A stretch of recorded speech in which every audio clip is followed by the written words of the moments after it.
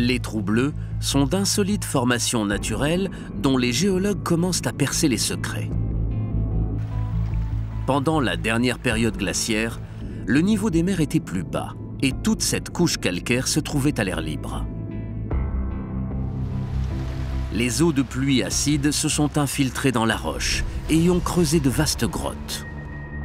Avec le temps, le plafond de ces grottes s'est effondré, créant ainsi des trous en forme de bouteille. Puis, à la fin de l'ère glaciaire, quand le niveau des mers est monté, les grottes ont été complètement submergées. Tandis que Tom s'enfonce dans Dean's Blue Hole, les parois de la cavité s'élargissent soudain.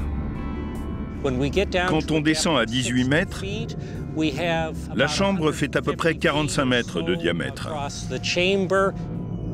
Puis quand on atteint une profondeur de 80 mètres environ, la cavité se referme en entonnoir et s'ouvre à nouveau sur une largeur de 90 mètres.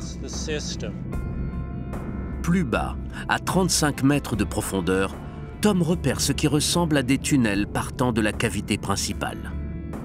Malgré leur petit diamètre, ils exercent une puissante force de succion.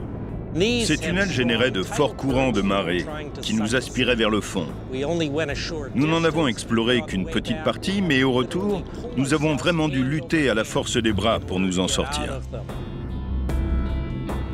À 45 mètres, Tom atteint les limites de ce type de plongée. Il ne s'est jamais aventuré plus bas. Seule une poignée de plongeurs spécialisés a osé braver ce trou bleu. L'un d'eux est notamment descendu à la profondeur incroyable de 202 mètres. Mais ce gouffre reste en grande partie inexploré.